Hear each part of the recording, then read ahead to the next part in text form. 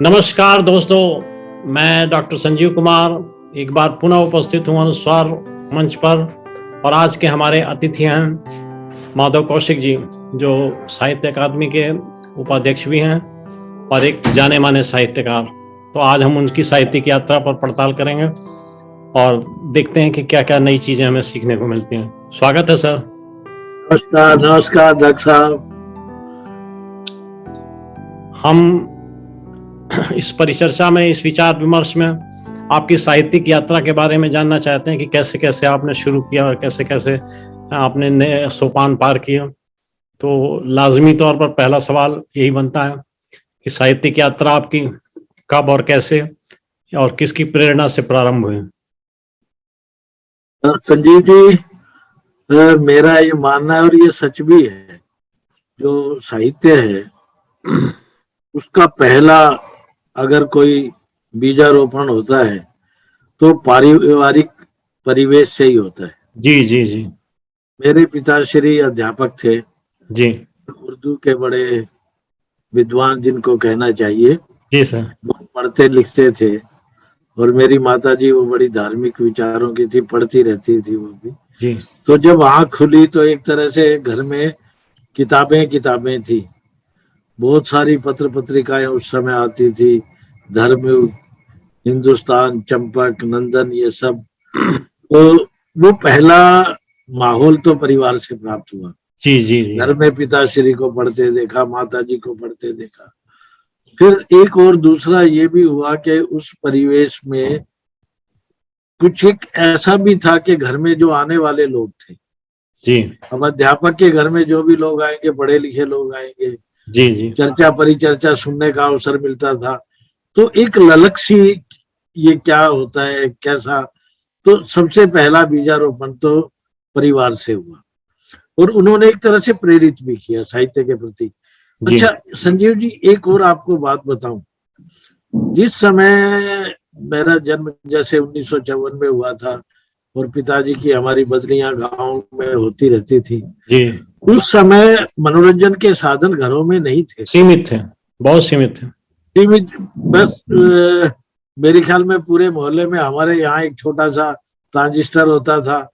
तो खबरें सुनने के लिए बैठक में बहुत सही कह सारे रहे लोग इकट्ठे हो जाते थे।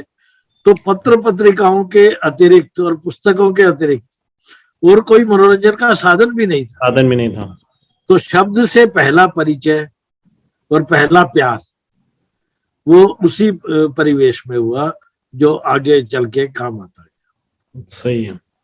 वैसे संदर्भ के साथ मुझे भी याद आ गया बताना आपको कि मैं भी एक शिक्षक परिवार से हूँ।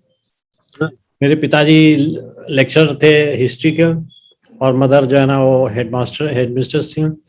और मेरी वाइफ भी टीचिंग प्रोफेशन में थी और मैं भी विजिटिंग प्रोफेसर के तौर पर टीचिंग से जुड़ा रहा हूँ। तो आप तो एक तरह से खानदानी अध्यापक हुए, प्राध्यापक। तो इस तरीके से शिक्षा जगत से जुड़ाव बड़ा पुराना रहा। और मेरे पिताजी जो थे वो स्काउट ऑर्गेनाइजर थे, डिस्ट्रिक्ट स्काउट ऑर्गेनाइजर भी थे। तो उससे जो ज्ञान प्राप्त हुआ वो भी स्काउटिंग का ज्ञान ज्यादा प्राप्त हुआ, क्योंकि वो बहुत ही स्ट्रिक्ट स्काउट जिसे कहते हैं। तो इस तरह। अच्छा संजीव जी, आपकी इस बात से एक और जोड़ू। ये देखो एक कमाल का साम्य हो गया ये जी। और एक मैं तो बड़ा हैरान हूँ कि मेरे पिताश्री भी डिस्ट्रिक्ट स्काउट मास्टर थे। वाह वाह वाह। और एक राजेंद्र सारथी, अब तो वो दिवंगत हो गए, हमारे पानीपत में जो दैनिक भास्कर निकलता उसके संपादक थे जी। उनकी एक किताब है साक्षात्कार की, परिसंवाद।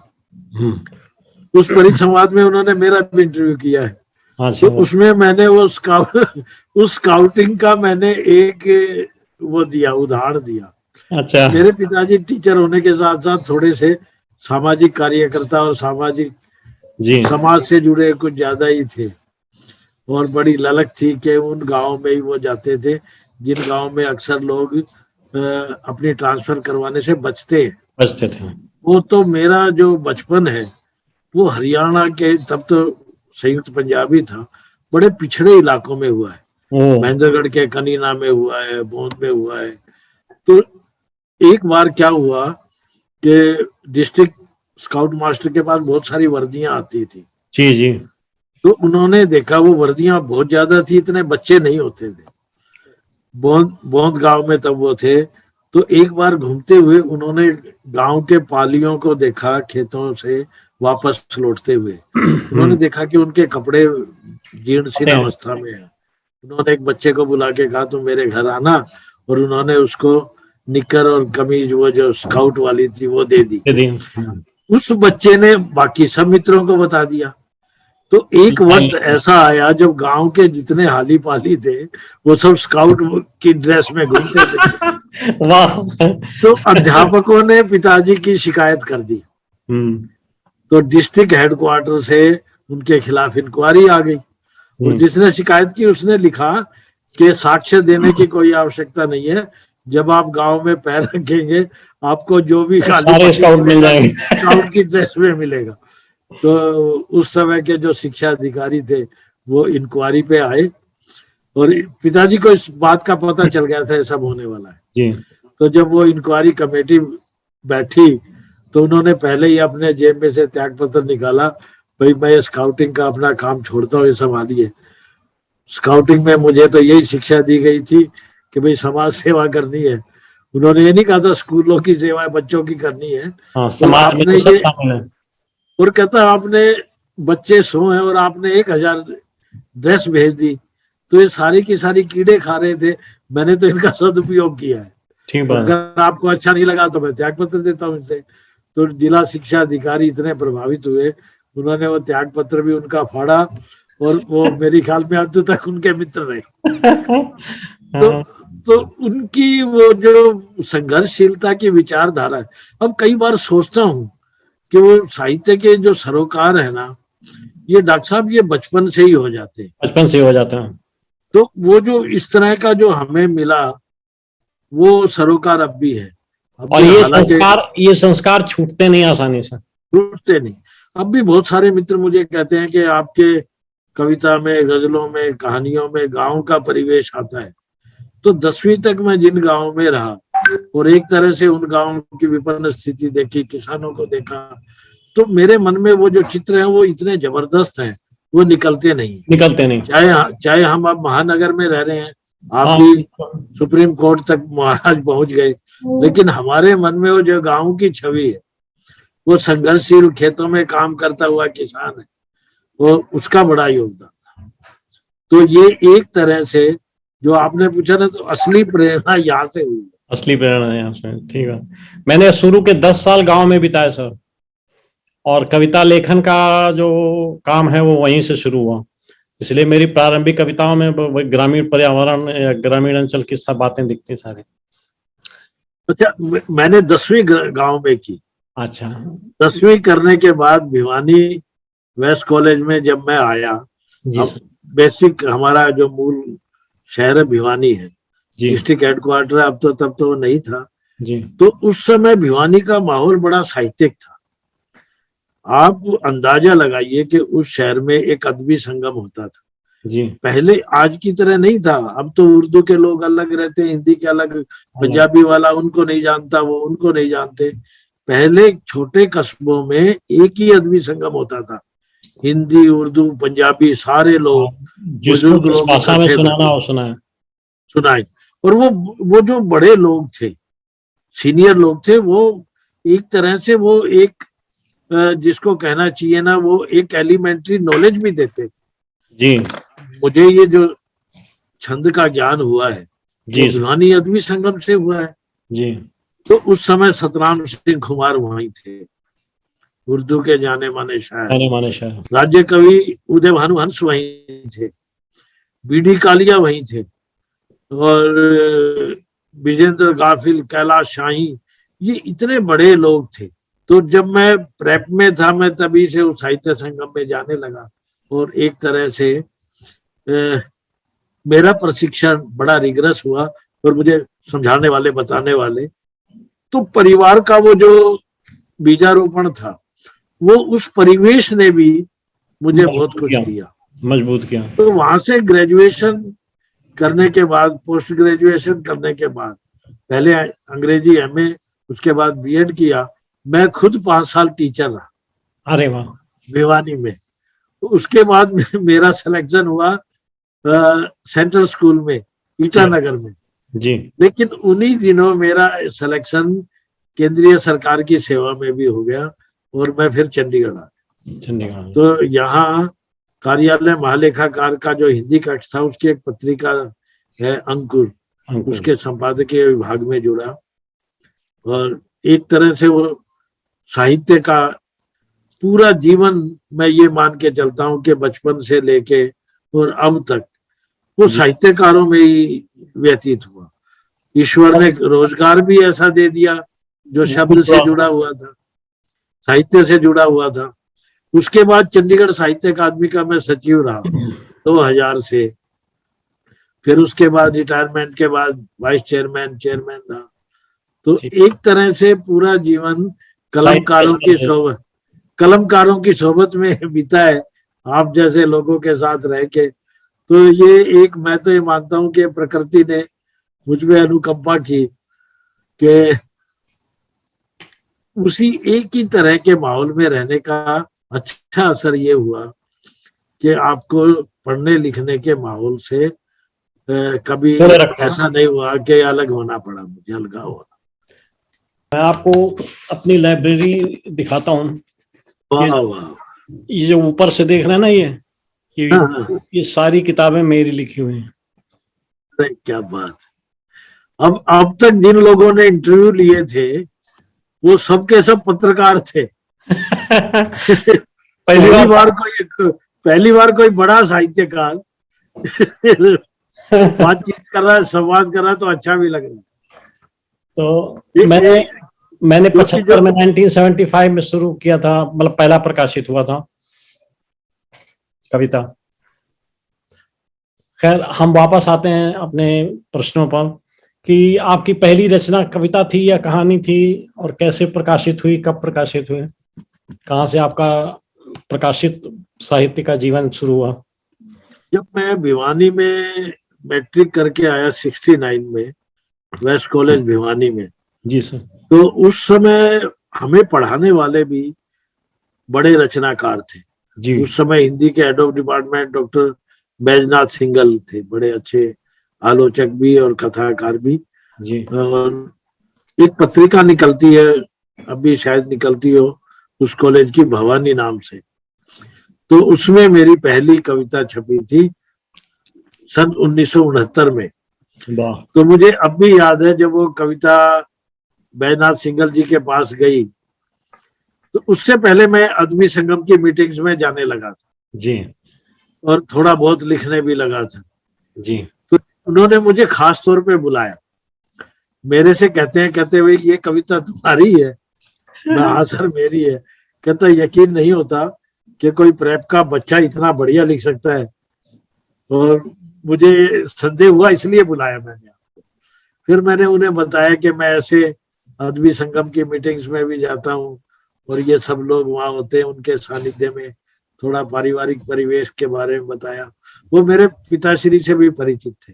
अच्छा। तो उसके बाद उन्होंने वो पत्रिका में प्रकाशित की, और इस तरह से 73 में मैंने बीए किया। उसके बाद जब मैं 76 में जब टीचर रहा, वो 76 से 80 का जो काल है डॉक्टर साहब जी सर, उस समय हिंदुस्तान की कोई ऐसी पत्र पत्रिका नहीं थी जिसमें मेरी रचनाएं नहीं आती थी। वाह। उस समय सारिका में मेरी गजलें आ रही थी, साप्ताहिक हिंदुस्तान में, और उस समय की जितनी भी पत्रिकाएं, कादम्बरी वगैरह, एक चंडीगढ़ से, चंडीगढ़। उसके बाद में 80 में यहाँ आ गया था, चंडीगढ़ आया। अच्छा। तो चंडीगढ़ में 2 अखबार थे, अब भी है, जनसत्ता और ट्रिब्यून जी। तो ट्रिब्यून के लिए मैंने कॉलम लिखे। अच्छा, बहुत सही। और उन दिनों में, जैसे आपने कहा ना, शुरू में कविता भी लिखी, गजलें भी लिखी, कहानियां भी लिखी और व्यंग लिखे। हाँ, व्यंग में एक व्यंग का कॉलम आता था, गागर में सागर। गागर में सागर में मैंने बहुत साल लेख लिखे। अच्छा। और देखिए ये बहुत कम लोगों को मालूम है। हाँ, ये व्यंग्य के बारे में तो हमने भी नहीं सुना था। क्योंकि व्यंग्य की वो कोई किताब नहीं आई, तो हाँ व्यंग्य भी लिखे। कहानी संग्रह तो मेरा आया सन 1988 में, जी। ठीक उसी वक्त, और उसपे मुझे साहित्य अकादमी हरियाणा का श्रेष्ठ कृति पुरस्कार भी मिला। वो कहानी पे मिला था। अच्छा। हाँ हालांकि पहली किताब मेरी गजलों की थी, आईनों के शहर में, उसके बाद ये कहानी की आई। जी। लेकिन डॉक्टर साहब धीरे धीरे कुछ वर्षों के बाद, 10-15 वर्षों के बाद, जो मूल विधा है फिर वो मेरी कविता रह गई। और मुझे बड़ा ये गर्व है नहीं कि सर, मैंने हर तरह की कविता लिखी। कविता से अच्छी कोई विधा नहीं है। नहीं, वो मेरे मन की इसलिए, लेकिन कविता में मैंने छंद का गजल के रूप में, नवगीत के रूप में, गीत के रूप में इस्तेमाल किया। लेकिन मैंने मुक्त छंद के भी कविताएं लिखी, खंड काव्य लिखा, वो मुक्त छंद में है। अरे वाह, इस कौन तरह सा से। काव्य था सर? हाँ जी, किस नाम से खंड काव्य था, टाइटल? दो खंड काव्य हैं मेरे, एक सुनो राधिका और लौटाओ पार्थ। वाह। और इन दोनों को हरियाणा साहित्य अकादमी का श्रेष्ठ कृति पुरस्कार मिला। बहुत सुनो राधिका का तो संभवतः 10-12 भारतीय भाषाओं में भी अनुवाद हो चुका है, वाह। एमए के सिलेबस में भी पढ़ाया जा रहा है। और लौटाओ पार्थ का भी कई भाषाओं में अनुवाद हुआ। तो बहुत ये दो ऐसी रचनाएं हैं जिन पे मुझे लगता है कि कई बार अपनी रचनाएं अगर आदमी को छाड़नी पड़े तो बड़ा मुश्किल होता है। बड़ा मुश्किल लेकिन होता मुझे है। ये दोनों बड़ी प्रिय हैं इस तरह से। क्योंकि तो अगला अब प्रश्न यही पूछने जा रहा हूँ आपसे। अगला प्रश्न यही पूछने जा रहा हूँ कि आपको अपनी कृतियों में सर्वाधिक प्रिय कौन सी कृति है? ये कहना तो बड़ा मुश्किल है, क्योंकि जैसे माँ बाप को सारे बच्चे प्यारे लगते हैं कि लेखक ठीक की बात है। यही है। लेकिन दो चीजें हैं डॉक्टर साहब इसमें, कि जो प्रबुद्ध पाठक है, वो पाठक जो बहुत गंभीर विषयों पे रचना चाहता है, पढ़ता है, और जो पढ़ाया जाता है, उसमें तो ये सुनो राधिका और लौटाओ पार्थ है। लेकिन जो आम पाठक की पहुंच तक जो चीज पहुंची है वो मेरे गजल संग्रह है। और मुझे बड़ा संतोष है कि 1986 में मेरी पहली किताब आई थी और आज 2022 है, तो लगभग मेरी 38 पुस्तकें प्रकाशित हुई बहुत हैं। बहुत बधाई, बहुत बहुत बधाई सर। 16 गजल संग्रह हैं, 4 कविता संग्रह, 4 नवगीत संग्रह, खंड काव्य हैं, कहानियों की भी 3 किताबें हैं, आलोचना भी है। मेरे फादर साहब एक बात और कहते थे डॉक्टर साहब, मुझे उन्होंने बड़ी प्रेरणा दी। वो ग्रामीण परिवेश का आदमी कई बार उदाहरण देता है तो ग्रामीण परिवेश से ही देता है। वो कहता है जब कभी मन करे कहानी लिखने का तो कहानी लिखो, सारी चीजें करो। और वो खिलाड़ियों का उदाहरण देते थे जी। कि हमारे यहाँ हिंदी में संपूर्ण साहित्यकार का एक कंसेप्ट इसलिए जनरेट नहीं हो सका कि हमारे रचनाकार एक ही तरह से चलते रहते हैं। कवि हो गया तो कविता ही लिखता रहा, कहानीकार है तो कहानीकार ही हो गया, नाटककार। होना ये चाहिए कि उसे सभी विधाओं में लिखना चाहिए, क्योंकि हर विधा की अपनी संभावनाएं हैं, तो हर विधा की सीमाएं भी भी है, बिल्कुल ठीक। वो कहता अगर आप लिख सकते हैं तो सारी चीजें लिखो। तो बस यही हुआ। और दूसरा मेरा ये भी मानना है डॉक्टर साहब के वो जो साहित्यिक परिवेश है वो भी आपसे डिमांड करता है कई बार। ठीक बात मैं है। जिस परिवेश में रहा, जैसे साहित्य अकादमियों से जुड़ा रहा है हमेशा, तो साहित्यकारों में ही रहा, तो बहुत सारी चीजें सीखने को भी मिली अलग अलग तरीके से। जी सर। तो सब विधाओं में रहते हुए भी मूलतः जो मेरी पहचान बनी वो एक कवि के रूप में और गजलकार के रूप में अधिक नहीं, इसमें कोई दो राय नहीं। मैं तो सर कोशिश किया, आलोचना पे तो मैंने 2-3 ग्रंथ लिखे हैं, लेकिन कविता से आगे गद्य में ज्यादा सफलता नहीं मिली, मन ही नहीं बना लिखने का। तो मैंने सफलता तो मिलती है, मन नहीं बनता। मन नहीं बनता, तो थोड़ा कुछ लिखा भी, लेकिन वो बस मजा नहीं आया। तो अब तक 75 किताबें हो चुकी हैं मेरी। बताइए।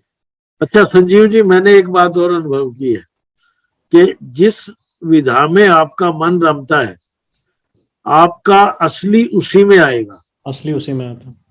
बाकी बाकी विधाएं तो ऐसी हैं, कई बार आपको मित्रों के कहने पे भी लिखनी पड़ती है। अच्छा, जी मैं आपको एक और उदाहरण देता हूँ।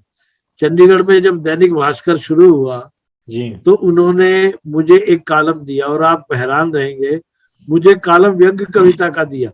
अच्छा। और उस व्यंग्य कविता का शीर्षक था डंके की चोट पे। जी। और मैं हर हफ्ते 2 कुंडलियां लिखता था। अरे वाह, कुंडलियां जय लिखना माधव बड़ा, कविराज। बड़ा और स्पेशल और काम। वो कई वर्षों तक चला। वो पुस्तक आनी अभी शेष है। तो ये प्रेम जन्मेजय, कई बार प्रेम जन्मेजय ने वो छापी भी अपने किसी अंक में। अंक में। जन्मे जी को जरूर मालूम है कि ये व्यंग्यकार भी रहा है कुछ समय के लिए। प्रेम लेकिन जी के वो बारे सारी में, प्रेम जी के बारे में एक दूसरी चीज बताता हूँ आपको, अनुमति से। प्रेम जी कविता पहले लिखते थे हम लोगों की तरह, फिर वो व्यंग में चले गए, तो कविताएं लिखना ऑलमोस्ट छूट गया। तो एक दिन चर्चा के दौरान हमने कहा वो पुरानी जो कविताएं हैं वो कहाँ हैं, कल पता नहीं कहाँ पड़ी होंगी। तो मैंने कहा उनको ढूंढिए, उनकी सारी पुरानी कविताएं निकाल करके हमने उनकी नई संकलन छापने जा रहे हैं।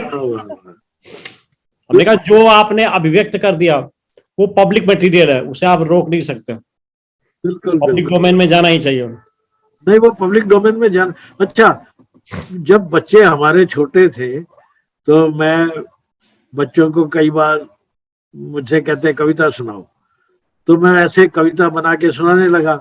एक दिन मैंने अनुभव किया कविताएं अच्छी हैं, और मैं वो बाल कविताएं लिखने लगा, और मेरे 2 संग्रह आए बाल कविताओं के, सही कह खिलौने रहे हैं, माटी के बहुत सही। और अंबर छूले। और वो खिलौने माटी के हिंदी में आपके पास बाल गीत तो बहुत हैं, हाँ, बाल गजलें नहीं है। गजलें नहीं, वो गजलें हिंदी लिखता का ही नहीं किस बात पहला पर। बाल गजल संग्रह था। अरे मैं तो देखना चाहूंगा, आपसे वो अनुरोध हिंदी होगा का, कि आप भेज डॉक्टर सकते साहब, हैं। वो हिंदी का पहला बाल गजल संग्रह था, बस बिल्कुल सही कह रहे हैं, मैंने खिलौने तो माटी देखी के। नहीं। और उसके कई संस्करण आ चुके हैं अब तक। गुड। तो कहने का अर्थ ये, कई बार वो जो परिवेश है वो भी किसी न किसी विधा का जन्मदाता भी बनता है। बिल्कुल ठीक बात है। अब वो बच्चे जब छोटे थे तो वो जन्मदाता बना, और मैंने वो 2 किताबें लिखी। और इसी तरह से आलोचना की भी 2 किताबें आई। एक नवगीत की विकास यात्रा, वो तो मैंने हरियाणा ग्रंथ अकादमी के लिए एक विशेष रूप से तैयार कराई। और जी, ये पुस्तक भी संदर्भ ग्रंथ की तरह से कई विश्वविद्यालयों में अभी पढ़ाई जा रही है। बहुत एक सही। कसौटी पे शब्द, इस तरह से साहित्य की तमाम विधाओं में कुछ ना कुछ लिखने का मन रहा, और ठीक ठाक लिखा गया। व्यापक संसार और है आपकी रचनाओं का। ये आप जैसे मित्रों की शुभकामनाएं भी है, सद प्रेरणा भी है। और मेरे से एक किसी इंटरव्यू में डॉक्टर साहब, अभी किसी दिन एक बच्चे ने भी मेरा एक रिकॉर्ड किया। जी, उसने मेरे से पूछा कि आपकी उपलब्धि क्या है। तो मुझे समझ नहीं आया कि मेरी क्या उपलब्धि है। मैं कुछ देर तो चुप रहा। भाई, मेरी उपलब्धि सिर्फ एक है कि मैं हमेशा बहुत शानदार विद्वान लोगों के बीच में रहा हूं, और ये मेरी सबसे बड़ी उपलब्धि सबसे है। बड़ी उपलब्धि है। मैं कभी किसी मीडियोकर लोगों में कभी नहीं रहा, और ये ईश्वर की कृपा है। नहीं, ये तो बहुत आप बड़ी। जैसे विद्वानों के साथ रह के मैं इसे अपनी उपलब्धि मानता हूँ। आपका जो व्यंग है उसकी कोई पुस्तक नहीं छपी? नहीं, उसकी उसकी पुस्तक वाकई नहीं छपी है। तो वो सब इकट्ठा कीजिए, मैं छापता हूँ। अरे अरे अरे, नहीं नहीं, मैं ये तो और एक मेरे, एक व्यंग रचना मुझे भेजिए, चाहे व्हाट्सएप पर ही भेज दीजिएगा, हाथ हस्तलिखित भी चलेगी। अच्छा, बल्कि बल्कि अभी ये जो अपना प्रेम जन्मे जी का वो जो व्यंग्य यात्रा है, उसके एक पिछले साल एक कोई विशेषांक भी आया था, हाँ, जिसमें उन्होंने उनकी रचनाएं दी थी कि जो फुल टाइम व्यंग्यकार नहीं है लेकिन व्यंग्यकार रहे हैं। उन्होंने मेरा एक व्यंग्य भी छापा था, और मेरी ये डंके की चोट की कुंडली भी 2-3 छापी थी। अगर आपके पास पड़ा हो तो वो जरूर देखना। नहीं, आप मैं तो आपको अपनी वाली की। अनुस्वार मेरे पास है, बाहर है। हैं, अरे वाह, आपने मुझे अनुस्वार दी याद याद और आ मुझे गया। बहुत अच्छी लगी आपने। और मैं अनुस्वार के लिए अपनी गजलें भी भेज रहा हूँ आपको। वही हमारी आपसे अनुरोध थी कि एक नहीं, व्यंग और बिल्कुल कुछ बिल्कुल, गजलें भेजिए, और व्यंग अगर भी भेजूंगा और गजलें भी हो भेजूंगा। सके तो बच्चों वाली गजलें भेजिए, क्योंकि वो एक नई चीज होगी प्रकाश में आने के लिए, फिर बाल गजलें भेज दूंगा, है बिल्कुल ना। ठीक है। Thank you. तो सामाजिक परिवेश के साथ में आपका जुड़ाव जो रहा, वो उसमें भी साहित्यिक परिदृश्य या साहित्यिक छाया जो है ना बनी रही। तो कैसे आप, सपोज करिए कहानी की बात करें, तो कहानियों में कैसे आप विषय वस्तु का सिलेक्शन या चुनाव करते रहे, और किस प्रकार से पात्रों का बुनावट किया? डॉक्टर साहब, मेरी कहानियों का जो पहला संग्रह था वो ठीक उसी वक्त नाम से आया। तो उन कहानियों में, प्रारंभिक कहानियों में, जैसे मैंने बताया कि वो ग्रामीण परिवेश की मेरे पे छाप रही है, जी। तो उसके जो पात्र थे वो ग्रामीण परिवेश के अधिक थे अच्छा। या निम्न मध्य वर्गीय परिवार के थे।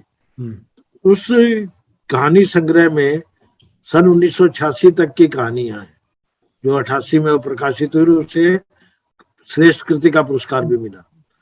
तो उन कहानियों में दो चीजें खास तौर पे आज, बल्कि उसकी भूमिका में मैंने एक बात लिखी थी और जो बड़ी समीक्षकों को, विद्वानों को वो पसंद भी आई थी, कोट भी उन्होंने किया। जी।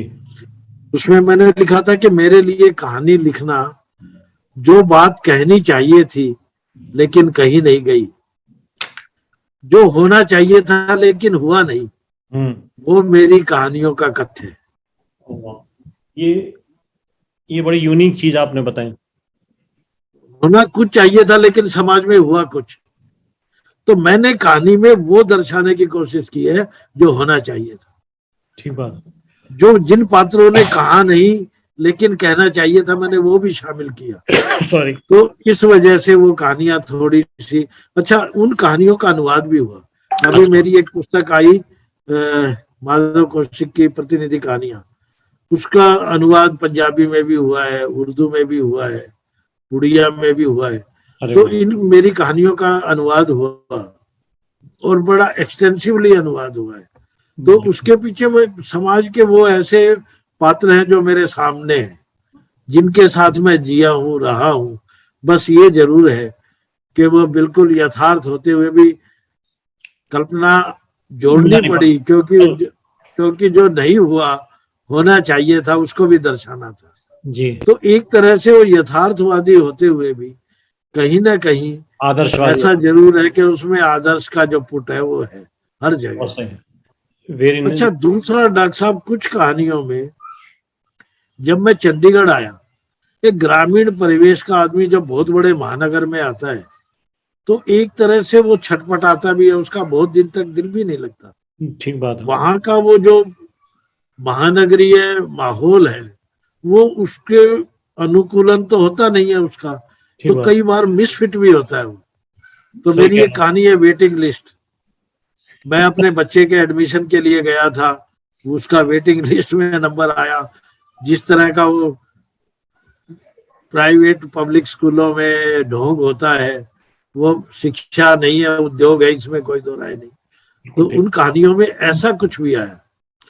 महानगरीय संबंधों में बहुत सारी चीजें मुंह जवानी होती है लेकिन गंभीरता नहीं होती, विसंगतियां बहुत होती हैं। विसंगतियां बहुत होती हैं। तो स्त्री पुरुष संबंधों के बीच की विसंगतियां भी आई, और उन विसंगतियों में जो सज्जन आदमी है, शरीफ आदमी है, जो बेचारा पिसता है, टूटता है, और एक तरह से वो भौतिकवाद की भागदौड़ भी करता है लेकिन पिछड़ा रहता है, तो उसका वो जो संघर्ष है, मतलब वो कहानी बड़ी, बल्कि मेरा कुछ मित्रों ने मजाक भी उड़ाया था कि यार इस दौर में लोग इतनी रोमांटिक कहानियां लिख रहे हैं, तेरी कहानियों में, कविताओं में कोई रोमांस ही नहीं है। नहीं दिखता है। भाई हमारे यहाँ रोमांस का मतलब कुछ और था। तो यथार्थवादी दृष्टिकोण कहानियों में बहुत अधिक रहा। कोई ऐसा पात्र जिसे आप बहुत स्नेह करते हो? उसमें कहानियां सुकरात नहीं मरता।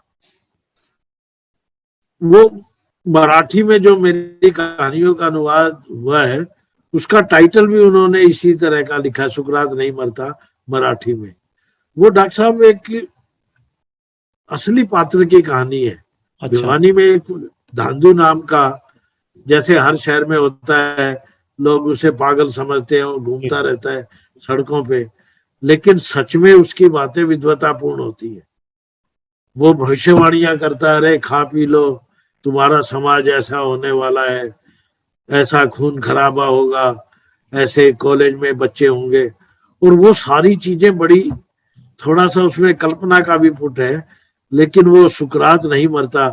मेरे लिए लोग जिसे पागल कहते थे, मेरे लिए वो पात्र आज भी सुकरात है, और मेरे लिए वो अजर अमर पात्र है। तो वो पात्र मेरी, अच्छा, मेरी कुछ कहानियों पे टेलीफिल्में भी बनी है। अच्छा। तो हाँ, उनमें ये भी है। मैंने भी टेलीफिल्मों की पटकथा लिखी है। तो थोड़ा सा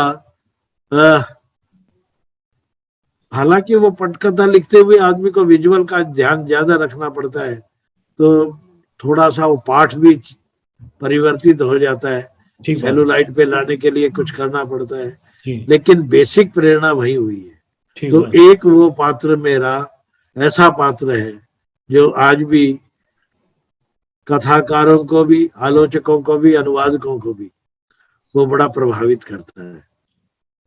आलोचना के क्षेत्र में जो आपने काम किया, उसमें फोकस एरिया क्या रहा आपका? साहब, आलोचना के क्षेत्र में एक लेखक होने के नाते समीक्षाएं तो नॉर्मली करता रहता है आदमी, तो उसी तरह से करता था। आलोचक बनने की कोई ऐसी ललक नहीं थी कि मैं अलग से कुछ करूं जी। मुझे हरियाणा साहित्य अकादमी से एक प्रोजेक्ट मिला 2000 में जी। उन दिनों में नवगीत को सिलेबस में लगाया गया था, और नवगीत पे आलोचना की किताब नहीं थी, कोई ऐसी किताब जो ग्रेजुएशन लेवल के छात्रों के लिए हो जी। तो उन्होंने मुझे प्रोजेक्ट दिया कि आप नवगीत की विकास यात्रा नाम की किताब लिखें। तो मैंने उनसे पूछा, भाई मैं तो आलोचक नहीं हूँ, आपने किसी विश्वविद्यालय के काम तो किसी प्राध्यापक से भी करवा लेते। तो मुझे उस समय के डायरेक्टर थे हमारे, डॉक्टर चंद्र, आजकल भी हैं वो कहा, यार सच बात तो ये है कि इसमें कोई लिखने को भी तैयार नहीं हुआ क्योंकि इसमें मेहनत बहुत है, कोई संदर्भ ग्रंथ नहीं है। तो ये किताब 2000 में आई थी कहीं, अब आप हिसाब लगाइए, 22 साल पहले। अब तो नवगीत की बहुत सारी किताबें आ गई, वो अपनी तरह की प्रारंभिक पुस्तकों में से एक है। तो वो किताब मिली और मैंने बड़ी मेहनत से वो की। आज भी नवगीत के जो समीक्षक हैं, आलोचक हैं, वो भी कहते हैं भाई ये संदर्भ ग्रंथ के रूप में बड़ी काम की है। उसके बाद मेरी दूसरी किताब, प्रोजेक्ट पे काम करने का आनंद ही कुछ और होता है। नहीं, इसमें कोई दो नहीं, इसमें वाकई मुझे आनंद आया। मेहनत तो मेरी लगी, क्योंकि कोई ज्यादा किताबें भी उपलब्ध नहीं थी, आलोचना की तो थी नहीं। तो अच्छा, नवगीत पे काम नहीं हुआ था, कोई गंभीर काम नहीं हुआ था जो सिलेबस में लगने लायक हो। तो मुझे 2-3 साल मेहनत करनी पड़ी, लेकिन इस बहाने बहुत सारे नवगीतकारों को पढ़ने का अवसर भी मिला, मनन भी किया, और वो पुस्तक बहुत अच्छी रही। दूसरी आलोचना की पुस्तक आई, कसौटी पे शब्द। इसमें मैंने वो बीच बीच में जो लेख लिखता था, पत्रिकाओं में छपते रहते थे जी। तो आप जैसे किसी मित्र ने कहा कि भाई ये बहुत अच्छे लेख हैं, इनकी किताब क्यों नहीं तैयार करते। फिर मैंने वो किताब तैयार की, और उस किताब के भी 3-4 संस्करण आ चुके हैं, कसौटी पे शब्द की। वो भी दिल्ली से प्रकाशित हुई थी, भारत प्रकाशन क्या नाम उनका जी। तो अब एक तीसरी पुस्तक और अब आलोचना की टाइप हो रही है वो। तो मैंने 2 चीजें की डॉक्टर साहब इसमें, कसौटी पे शब्द में। मैंने उन रचनाकारों पे लिखा जिन रचनाकारों पे एक तरह से छोड़ दिया गया, जिन पे गंभीर काम होना चाहिए था लेकिन आलोचना नहीं लिखी। मैं 2-4-5 लोगों के बताऊं तो आपको भी बड़ा अच्छा लगेगा।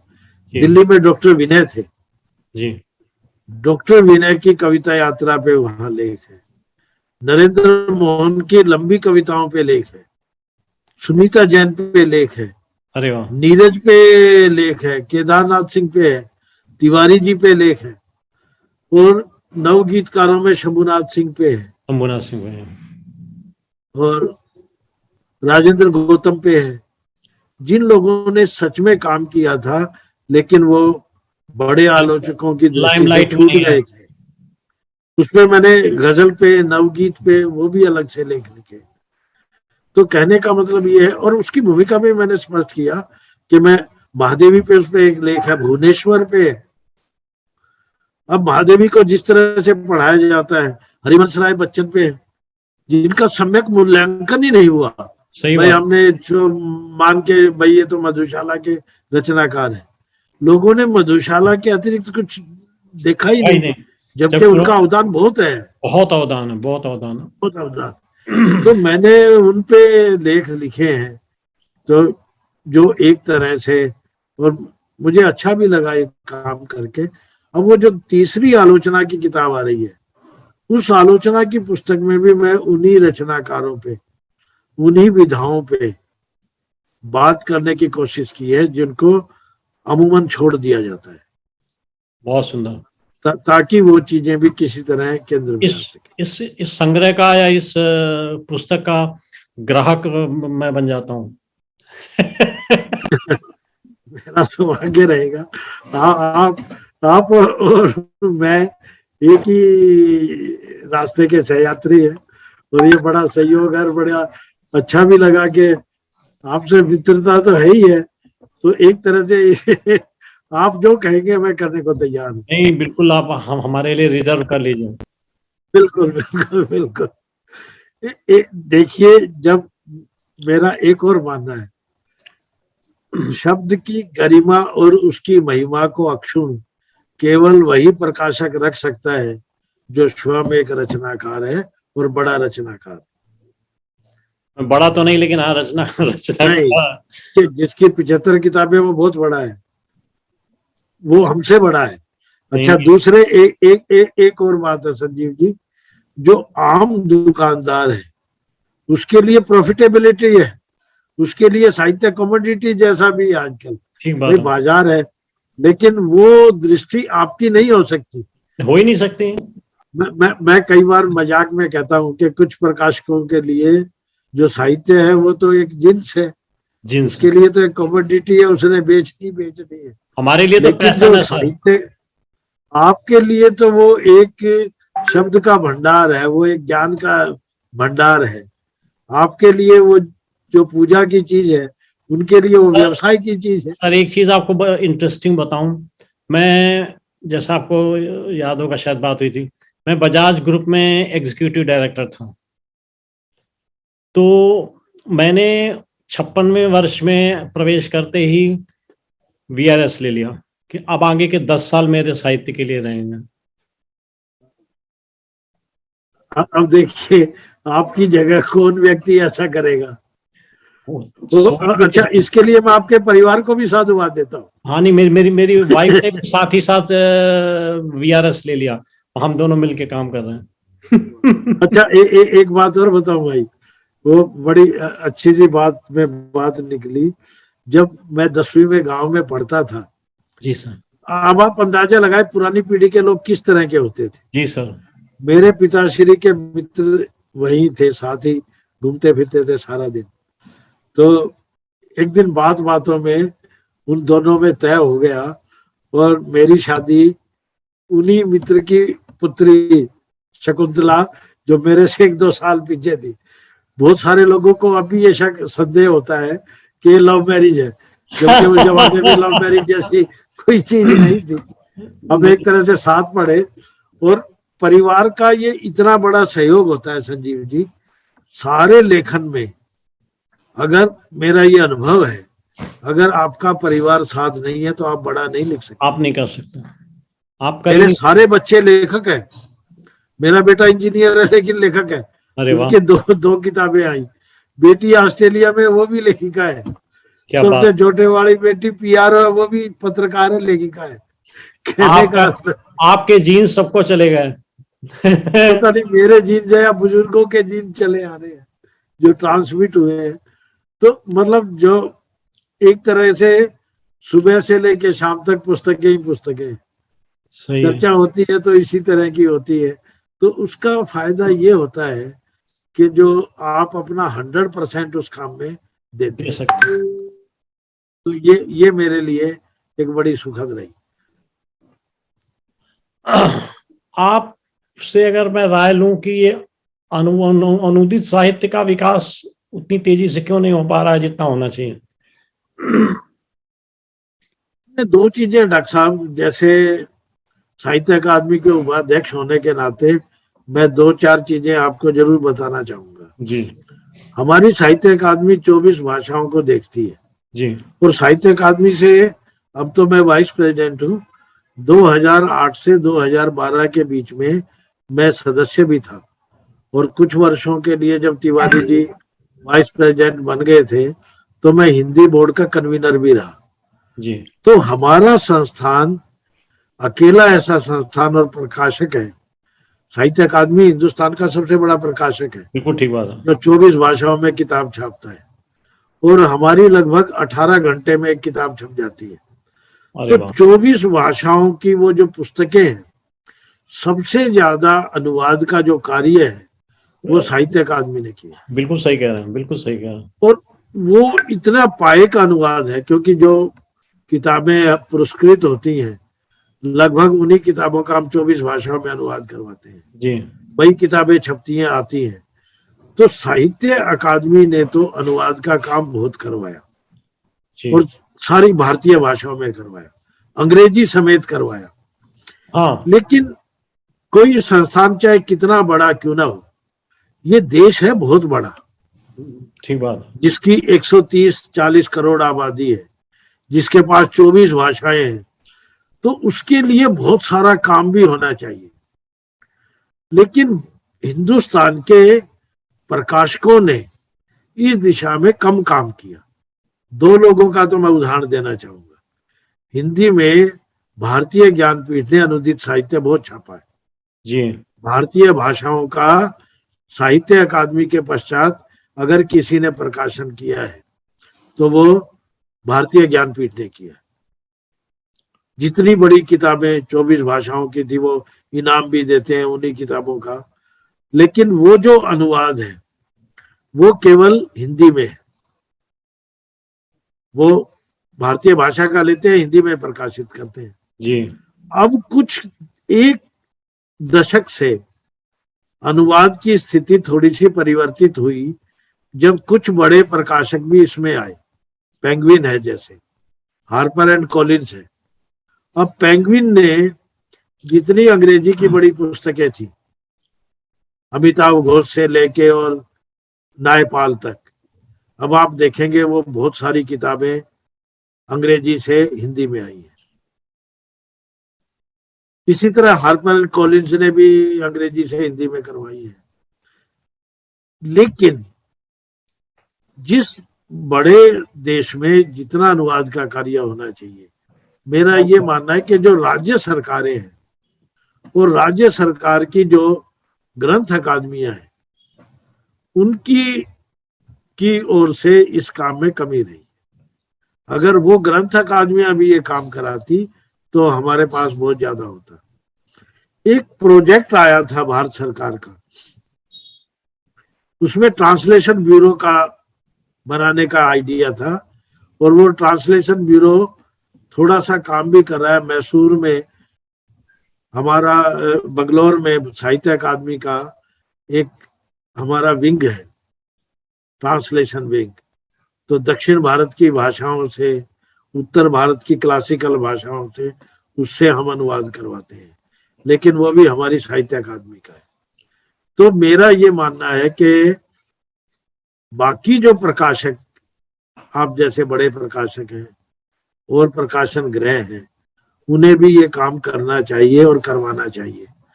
थोड़ा सा एक अनुभव और मेरा है कि जो प्रकाशक हैं वो कम क्यों करवाते हैं, क्योंकि अनुवादक को बहुत पैसे देने पड़ते हैं। आज जो अनुवाद का कार्य है, इन दिनों में अनुवाद का कार्य बहुत हो रहा है, इसमें कोई दो राय नहीं।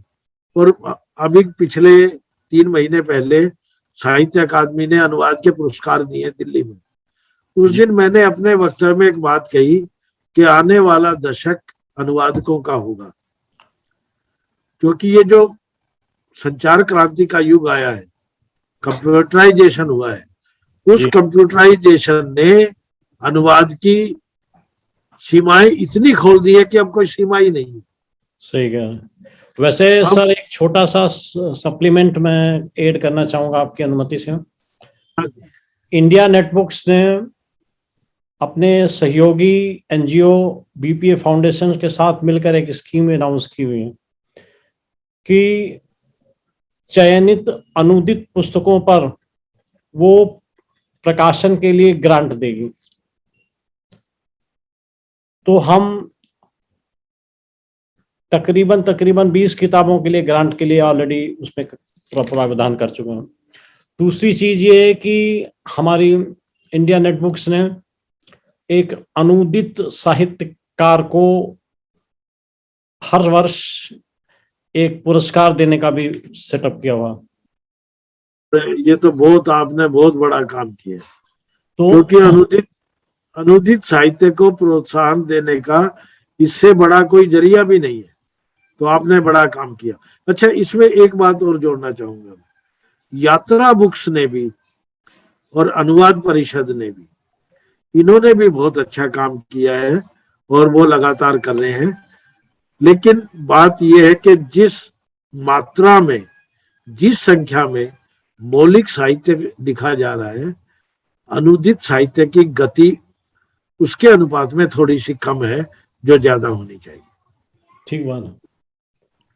लेकिन आपने ये जो बताया अनुदित साहित्य के लिए जो आपने योजनाएं शुरू की हैं, ये अपने आप में यूनिक है और मुक्त कंठ से मैं इसकी सराहना करता हूँ। और मेरा एक विशेष फोकस है कि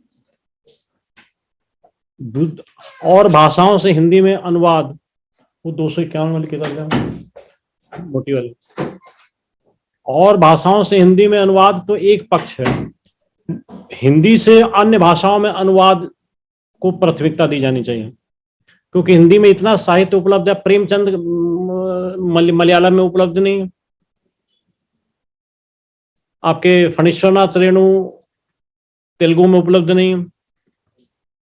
मैं आज के दिन में हिंदी, अंग्रेजी, संस्कृत, उड़िया, छत्तीसगढ़ी, डोगरी और बंगाली, इन 7 भाषाओं में पब्लिश कर रहा हूँ। ये आप बहुत बड़ा काम कर रहे हैं, क्योंकि इन भाषाओं का, ये पुस्तक ही आपके हाथ आई कि नहीं आई, मैं भेजता हूँ आपको। 21वीं सदी के अंतर्राष्ट्रीय, इसके बारे में मुझे मालूम है, पुस्तक तो नहीं देख पाया हूं मैं, लेकिन ये बहुत अच्छी किताब आपने छापी है। और एक तरह से ये तो बड़ा ऐतिहासिक काम है, क्योंकि इसका ट्रांसलेशन मैं इंग्लिश में करवा रहा हूँ। वाह वाह वाह, ताकि व्यंग जो है ना वो हमारे यहाँ से चल के बाहर जाए। उसे मैं मेरी एक संस्था अमेरिका में है, इंडिया नेटबुक्स LLC के नाम से, जिसमें मैं प्रवासी भारतीयों के साहित्य का प्रकाशन करना शुरू किया है, क्योंकि उनको इंडिया से प्रकाशन कराने में परेशानी होती है, आने जाने में दिक्कत और किताबें भेजने में महंगा, तो मैं वहीं पब्लिश करके वहीं दे देता हूँ। तो हमारी इंडिया की इंडियन नेटबुक्स अलग है और अमेरिका में इंडियन नेटबुक्स LLC अलग है। दूसरी चीज क्या है कि मैं चयनित किताबों को ई-बुक्स में भी कन्वर्ट करके रखता हूँ, यानी प्रिंट में भी और ई-बुक्स में भी। और ई-बुक्स हमारी चूंकि अमेरिकन कंपनी है मेरी, तो ई-बुक्स वहां से पब्लिश होती हैं, तो वो सारी दुनिया में अवेलेबल होती हैं Amazon.com के थ्रू। अदरवाइज इंडिया में तो Amazon.in ही है। अच्छा, अगला जो दशक है वो ई-बुक्स का ही है, इसमें कोई दो राय नहीं, उसकी संख्या बढ़ती जाएगी। तीसरी चीज जो सबसे बड़ा वंडर मैं आपके सामने रखना चाहूंगा, अब हिंदी की किताबें WH स्मिथ की शॉप में हर एयरपोर्ट पर अवेलेबल है, और वो किताबें इंडिया नेटबुक्स ने पब्लिश की हैं। ये बड़ी खुशी की बात है। अच्छा, दिल्ली दिल्ली डोमेस्टिक पे जाएंगे, आपको WH स्मिथ के शॉप में पूरा नहीं, वो तो मैं देखता था, लेकिन मुझे ये नहीं पता था हमारे संजीव भाई की है। वरना ये और किसी ये प्रकाशन की हिंदी की किताबें वहां पर नहीं है। नहीं है, सच में नहीं है। मेरी एक किताब पेंगुइन ने छापी थी, और वो पेंगुइन की पहली किताब थी गजलों की, अंगारों पे नंगे पांव, 2008 में। जी। अब उसके 2-3 संस्करण आ चुके हैं अब तो पेंगुइन की भी किताबें हिंदी की एयरपोर्ट पे नहीं मिलती नहीं, हैं। वो बहुत कम जगह है, 2-4 जगह मुझे देखने को मिली है, हमारे बाकी नहीं मिलती। हमारी सूर्यबाला जी की किताब, हमारे मनीषा कुलश्रेष्ठ की किताब, हमारी मधु कांकरिया की किताब, हमारी ममता कालिया जी की किताब, हमारे प्रेम जन्मेजय जी की किताब, हमारे ललित लालित की किताब, ये सब वहाँ अवेलेबल ये है। सब है। नहीं, मैं तो अक्सर घूमता रहता हूँ, तो एयरपोर्ट पे एक बार जरूर देखिएगा। जाके वो सब किताबें तो थी, लेकिन मुझे ये नहीं पता था कि हमारे डॉक्टर संजीव जी के संस्थान की है, तब तक हम मिल नहीं पाए थे। तो एक एक तरह से मैंने जो बात कही ना, कि ये सारी बात वो सामान्य जो प्रकाशक है उसके मन में नहीं आ सकती। नहीं आती सर। वो जो साहित्यकार प्रकाशक होगा वही करेगा ये काम। उनको इकोनॉमिक्स दिखती है ना सर। मैं यही कह रहा ना, उनका गणित तो व्यवसाय का गणित है, आपका गणित साहित्यिक मूल्यों के साथ साथ जी सर। साहित्यिक संवर्धन का भी है। जी सर। तो ये बेसिक फर्क रहा। नहीं, इस कड़ी में मुझे भी जोड़ लो बिल्कुल। वो जो व्यंग की किताबें नहीं आई है, बल्कि वो डंके की चोट पे तो इतना पॉपुलर हुआ था उस वक्त। नहीं सर, वो संकलन करके दीजिए, व्यंग तो हमारी किताब। मैं भेजता हूँ, व्यंग पे मैं एक काम भेजता और हूँ। कर रहा हूँ, व्यंग कोश बना रहा हूँ, हिंदी विश्व व्यंग कोश। ऑलरेडी प्रोजेक्ट अनाउंस की हुई है और डाटा और चीजें इकट्ठी हो रही हैं। ये जैसे दशरथ ओझा की किताब थी नाट्य कोश, उसी तरीके का मैं व्यंग कोश बना रहा हूँ, जिसमें देश विदेश के सारे व्यंगकारों के बारे में सारी सूचनाएं होंगी। ये हमारी प्रोजेक्ट चल रही है। तीसरी चीज, हम एक ऐसी किताब लिख रहे हैं जो व्यंग का व्याकरण है। सब लोगों से आर्टिकल्स ले रहे हैं इकट्ठा करके, उसको एक व्यंग की व्याकरण के तौर पर प्रस्तुत करने का मेरा इरादा है, जिसमें व्यंग से संबंधित हर चीज मिले और चुनिंदा व्यंगकारों की रचनाएं भी मिले, जैसे हरिशंकर परसाई है, शरद जोशी है, शिव शर्मा है, यज्ञ शर्मा है, प्रेम जन्मेजय है, हरीश नवल जी हैं, सुभाष चंद्र जी हैं, ये सब लोग उसमें कंट्रीब्यूट कर रहे हैं, ज्ञान चतुर्वेदी जी हैं, सब लोग कंट्रीब्यूट कर रहे हैं। इस देश में 2-3 चीजें बड़ी अजीब हुई। कुछ विधाओं को विधा मानने को भी तैयार नहीं थे लोग, जी उन्हें संघर्ष करना पड़ा। जी उसमें नवगीत भी है, गजल भी है, लघु कथा भी है और व्यंग भी है। जी। तो लेकिन ये जो आप काम कर रहे हैं बड़ा काम है, क्योंकि जो विधाएं गंभीरता से जो काम करेगा तभी केंद्र में आएंगी। तो ये ठीक है। बहुत बड़ा काम होगा, इसमें कोई दो राय नहीं। और अच्छा, दूसरे मेरे और दे दूं आपको कि मैं बाल रचनाकारों की किताबें भी प्राथमिकता के आधार पर छाप रहा हूँ। मेरा सबसे छोटा जो लेखक है वो 6 साल का है, और 15 साल तक के बाल लेखक हमारे 6 से 15 साल के बीच के 10 या 11 बाल लेखकों की किताबें हमने छापी हैं। और हमारा सबसे बुजुर्ग जो लेखक है वो डॉक्टर रामदर्श मिश्र जी हैं, 99 वर्ष के। तो 6 वर्ष से 99 वर्ष के बीच के रचनाकारों की हम छाप रहे हैं। तो इसका कहने का मतलब तो ये है कि आपके यहाँ आयु का कोई सीमा नहीं है, बचपन से लेके प्रौढ़ तक। जी। और ये होना भी चाहिए, क्योंकि जो सृजनात्मकता है उसको आयु के घेरे में तो नहीं बांध सकते, नहीं रखना चाहिए, और बांधना भी नहीं चाहिए। और मैं आपको आश्चर्य होगा, इतना अच्छा लिखा है बच्चों ने कि बड़े क्या लिखेंगे। मेरा तो ये मानना है कि जो आज की पीढ़ी की सृजनात्मकता है वो बहुत ज्यादा है, बहुत बड़े बच्चे हैं। मेरी अपनी पोतियां हैं, तो मेरी बड़ी पोती समय 6ठी में जी, वो अंग्रेजी में लिखती है और बहुत बढ़िया लिखती है, और मुझे दिखाती है, मुझे हैरानी होती है। अच्छा, आज की पीढ़ी के बच्चे मल्टीलिंगुअल हैं, 3 भाषाएं तो है ही है। वो 6ठी में फ्रेंच पढ़ती है, और क्या, और वो फ्रेंच की किताबें पढ़ रही है। तो मेरे कहने का मतलब है आज की युग के जो बच्चे हैं वो उनका मानसिक विकास बहुत हुआ है, मानसिक विकास बहुत है, और उनके पास साधन और स्रोत भी है ना। बहुत है।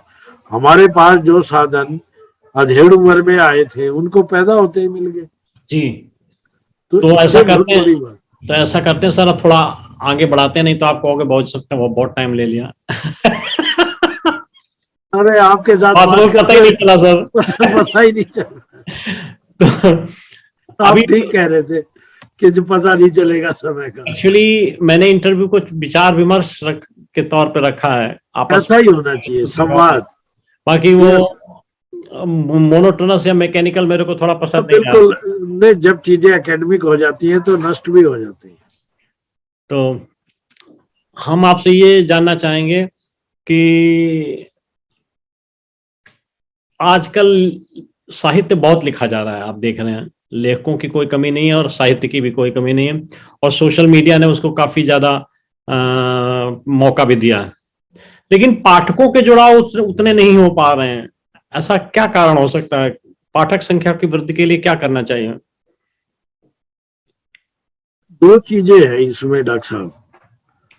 वो जो अब ऐसा लगता भी नहीं है कि पाठक नहीं है, लेकिन साहित्य के जो पाठक चाहिए, अब देखो दो चीजें हमें अलग अलग करनी चाहिए।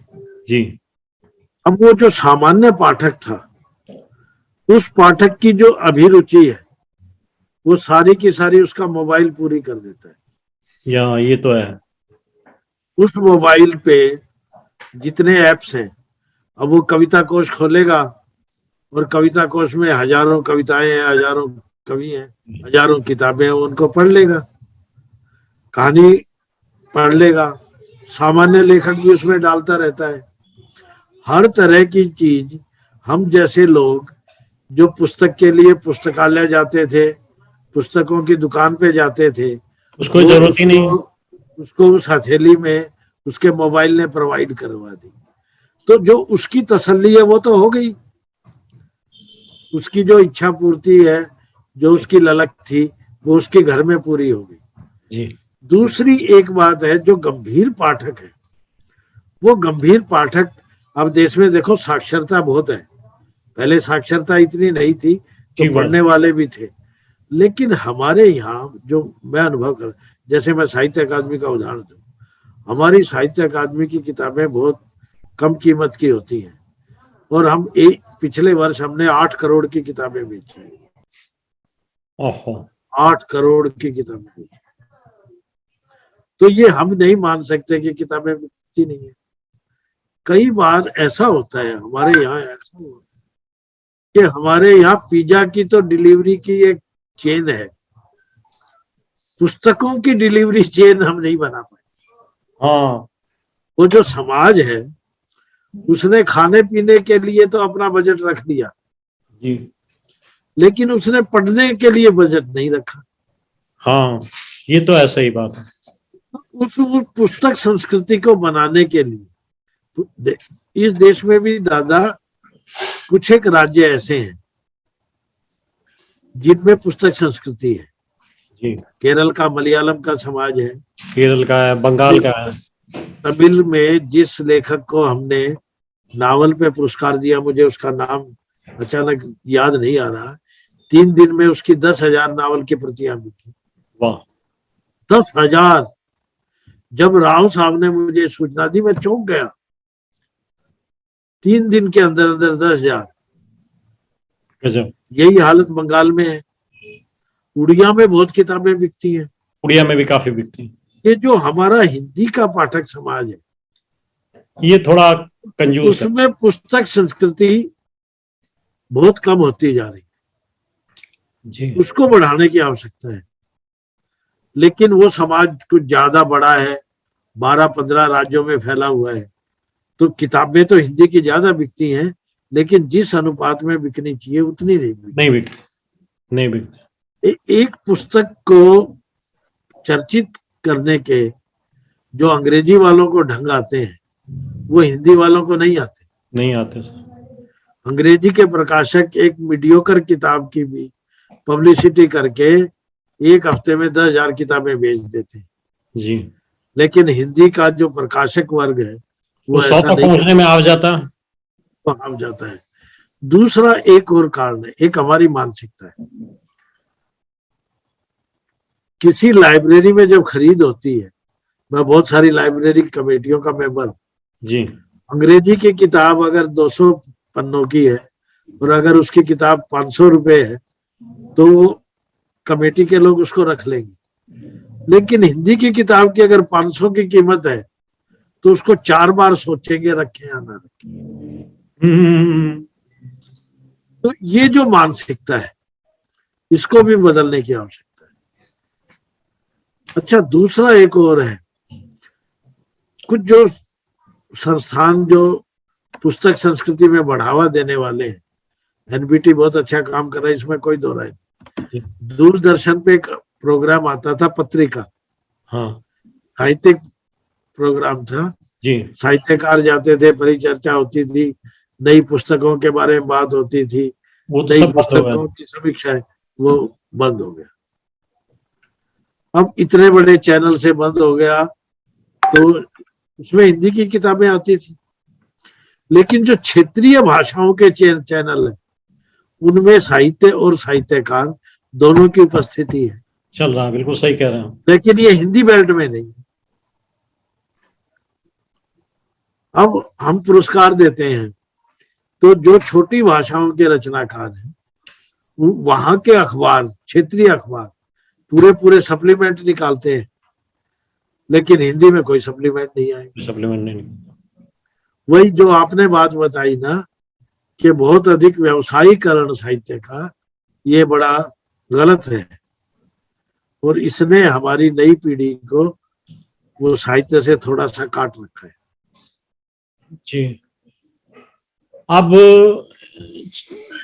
आपने बड़े अच्छे सुझाव दिए हैं और बड़ी अच्छी विवेचना की है इस परिस्थिति की। अब आपसे व्यक्तिगत एक सवाल पूछ लेता हूँ, हम कार्यक्रम के अंत की ओर बढ़ रहे हैं, कि साहित्य के अतिरिक्त आपकी कौन कौन सी हॉबीज हैं?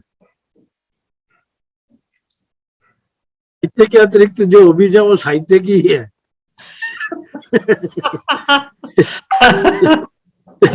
जैसे अगर गीत सुनूंगा तो नीरज के ही गीत सुनूंगा, कैफी आजमी की गजलें सुनूंगा। जी, अगर सुनूंगा तो वो अभिरुचि साहित्य वाली है। नाटक देखने की है तो वो नाटक भी साहित्य की। आप यकीन करेंगे, मैंने पिछले 30 वर्षों में किसी थिएटर में जाके पिक्चर नहीं देखी है। अरे वाह, क्या बात है। और टीवी पे भी कोई पिक्चर नहीं देखी है। कई बार बच्चे मेरा मजाक उड़ाते हैं कि आपको क्या, मैं यार कोई साहित्यिक कृति आए तो कोई देखे। तो एक बार मैंने आखिरी फिल्म गांधी देखी थी, वो देख लो कब आई थी, क्या जमाना। उसके बाद मैंने थिएटर में जाके नहीं देखी। लेकिन नाटक देखे, वो भी साहित्यिक अभिरुचि का एक तरह से रूपांतरण है। बहुत सारी म्यूजिक सुनता हूँ। हाँ, एक जरूर है कि मुझे क्लासिकल म्यूजिक सुनने का बहुत शौक है।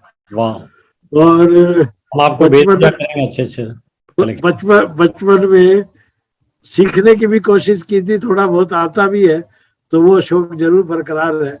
तो जब वो क्लासिकल सुनता हूँ तो बच्चे कई बार कहते हैं आप अपनी स्टडी में क्या सुन रहे हैं, तो थोड़ा धीरे करके सुनिए। तो वो शौक अभी बरकरार है। दूसरा एक शौक और है, वो ये है कि जब भी कहीं जाऊं तो कोशिश करता हूँ कि किसी बुक स्टोर पे जरूर मुझे कोई लेके जाए, कोई ऐसी जगह लेके जाए जहाँ पत्र पत्रिकाएं मिलती हो, अच्छा साहित्य मिल जाए। तो इसके अलावा और कोई विशेष शौक नहीं है। संगीत सुनना है, क्लासिकल गीत सुनने हैं तो वो भी अच्छे साहित्यिक होने चाहिए। नाटक देखना है तो वो भी अच्छा साहित्यिक होना चाहिए। तो ये शौक जरूर है डॉक्टर साहब। नहीं, अच्छे शौक हैं। और कोई व्यसन जीवन में जो साहित्यकारों के वो शाम के जो व्यसन होते हैं उनसे भी कोसों दूर रहे हमेशा, और ठीक ठाक रहे, बहुत अच्छा रहा। और अंत में आपसे मैं निवेदन करूंगा कि जो उदीयमान या नवीन लेखक मंडली है, इसके लिए आपका क्या संदेश या क्या सुझाव होगा? संजीव जी, सच बात तो ये है कि एक तो मैं अपने को ज्यादा बूढ़ा भी नहीं मानता और ज्यादा बड़ा भी नहीं मानता, अनुभवी तो है ना? कि उनको उपदेश दे। हाँ, थोड़ा थोड़ा सा अनुभव जरूर है। उस अनुभव के नाते संदेश की बजाय मैं इसको सुझाव कहना चाहूंगा। जो भी इसमें कोई दो मैं आपको बड़े अपने मन के अनुभव बताता हूँ। हम साहित्य अकादमी की तरफ से युवा रचनाकारों के आयोजन करते हैं, 24 भाषाओं के युवा कहानीकार, युवा कवि, युवा आलोचक, युवा पुरस्कार भी देते हैं। और ज्ञानपीठ की एक वो थी युवा रचनाकारों की, मैं उसकी जूरी का भी मेंबर आया। तो मेरा ये मानना है कि इस समय 24 भाषाओं के जितने युवा हैं बहुत शानदार लिख रहे हैं, उनके पास बहुत ऊर्जा है। हाँ, नवोदित उनके पास इतने नए थीम और कथ्य हैं जो हमारी पीढ़ी को नहीं है। नहीं, हमें इस बदलते हुए समाज और बदलते हुए समय की इतनी पहचान नहीं है जितनी युवाओं को है। गतिशीलता बढ़ गई ना सर, डायनामिक्स चेंज हो गई। वो डायनामिक्स होगी। अच्छा, उनका जो चिंतन है, हम लोकल थे, उनका चिंतन ग्लोबल है। ठीक बात। तो मेरा ये मानना है कि उनके पास बहुत ऊर्जा है, उनके पास बहुत नयापन है, उनके पास सिर्फ मुझे एक चीज लगती है जो थोड़ी सी कम लगती है। एक तो उनके पास साधन बहुत है लेकिन थोड़ी सी साधना नहीं है। क्या बात कही आपने, बहुत सुंदर। उनके पास बहुत साधन है, वो हर तरह का मीडियम जानते हैं, वो 1 मिनट में टाइप भी कर लेते हैं, 1 मिनट में भेज भी देते हैं, वो एक चीज को दूसरी चीज में परिवर्तित करने का फन भी जानते हैं, प्रकाशन भी बड़ी जल्दी करवा लेते हैं। चीज साधना का अभाव है। अगर वो थोड़ा सा साधना करें, थोड़ा सहनशीलता रखें, पेशेंस रखें, एक ही दिन में महान होने की ये जो ललक है कई बार वो भी दुखी करती है। ठीक बात है, बहुत सुंदर सुझाव दिया। अगर वो जरा सा भाषा के प्रति गंभीर हो जाए, टेबल वर्क थोड़ा सा ज्यादा करें, तो मेरे विचार से हमारा भारतीय साहित्य का जो भविष्य है वो इन युवाओं के हाथ में पूरी तरह सुरक्षित है। और मेरा ये मानना है कि आने वाली पीढ़ी हमसे बहुत आगे की पीढ़ी होगी। बिल्कुल ठीक बात। धन्यवाद सर, बहुत बहुत धन्यवाद। आपके साथ समय कैसे गुजर गया, आपका बहुत बहुत आभार। पहली बार लगा कि ये इंटरव्यू ना होके बातचीत और सार्थक संवाद है एक रचनाकार का रचनाकार के साथ। मैं इसे एक तरह की ऐसी बातचीत कहूंगा जो मन प्रफुल्लित हुआ। और ये बातें सामान्यतः सामने नहीं आती, वो सामान्यतः नहीं आती है। मैं आपका भी साधुवाद, आपके प्रतिष्ठान करता हूँ, आपको साधुवाद भी देता हूँ और ईश्वर से प्रार्थना करता हूँ कि साहित्य में आप जैसे और 2-4 पैटर्न हो। साहित्य कला संरक्षकों के माध्यम से आगे बढ़ती है। ठीक बात है। आप जैसे महापुरुष आए और नई पीढ़ी को इसी तरह से जोड़ के रखे, नई विधाओं का संरक्षण करें। लोहो कलम और जियादा, हमारे प्रयास जारी रहेंगे सर। मेरा पूरा सहयोग, सद्भावना और शुभकामना आपके साथ। नमस्कार। आभार एवं धन्यवाद। अनुस्वार मंच की ओर से बहुत बहुत आभार सर। बिल्कुल।